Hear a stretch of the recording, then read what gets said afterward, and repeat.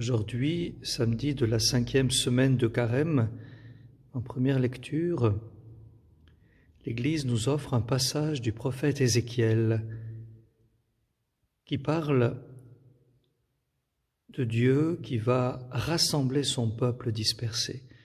Le peuple a connu l'exil et Dieu vient lui dire « Ainsi parle le Seigneur Dieu, je vais prendre les fils d'Israël parmi les nations où ils sont allés. Je les rassemblerai de partout, je les ramènerai sur leur terre, j'en ferai une seule nation. » Le mot qui m'interpelle, c'est le mot « prendre ». Je demande à l'Esprit Saint un mot et c'est ce mot-là qui me frappe, le mot « prendre ». Ma manière d'écouter la Bible, j'aime bien sortir le mot du contexte, puis le regarder dans ma vie, dans notre vie. Prendre. Prendre, qu'est-ce que ça me dit? Prendre, c'est le contraire de recevoir. Prendre, c'est mon initiative, c'est me servir.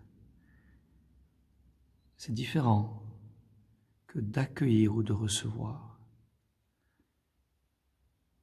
Dans le mot « prendre », pour moi, ça évoque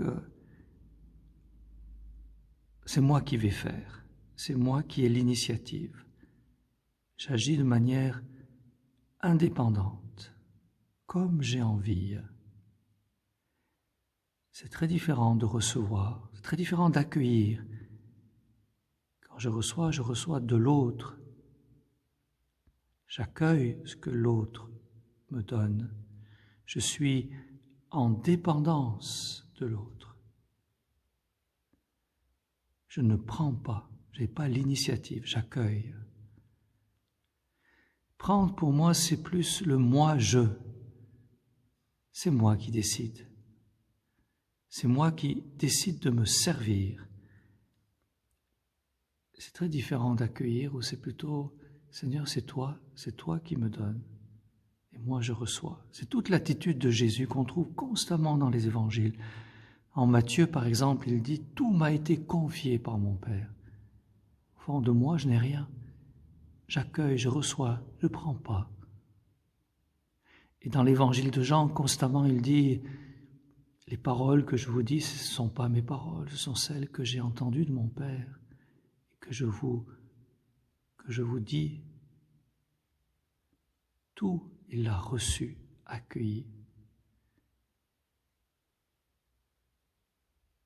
Que nous invite-t-il à recevoir aujourd'hui? Alors j'ai donné toute mon indépendance au Seigneur, de vouloir toujours des fois me débrouiller seul, prendre des initiatives personnelles, sans demander au Seigneur qu'est-ce qu'il en pense. Et j'ai demandé pardon, la grâce de me pardonner à moi-même, pardonner à tous ceux à cause de qui je suis dans cet état. Et puis, j'ai pris comme parole de vie, parce que j'en ai besoin, je les sauverai.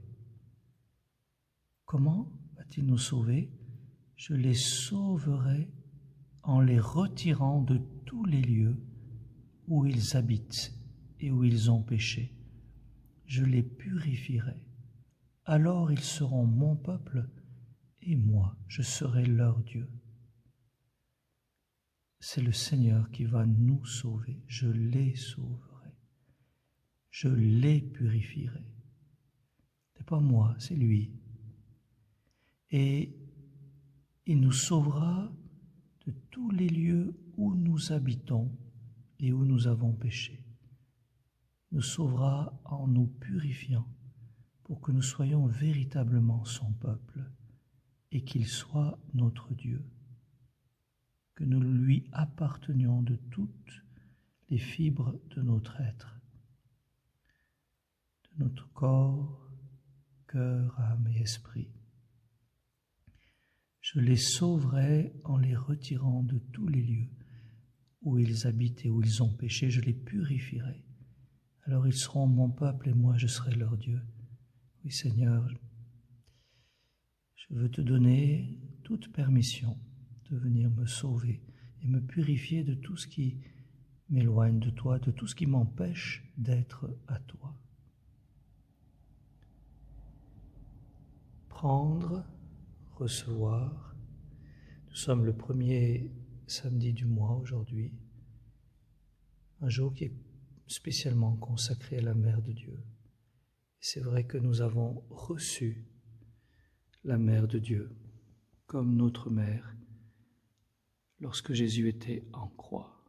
Jésus, voyant sa mère et près d'elle le disciple qu'il aimait, dit à sa mère, « Femme, voici ton fils. » Puis il dit au disciple, « Voici ta mère. » Accueillir Marie comme notre mère. Hier, le pape François, c'était le vendredi 3 avril, dans son homélie du matin à la messe de Sainte-Marthe, nous invitait à accueillir Marie comme mère. Nous invite à la relire. Marie, nous t'accueillons.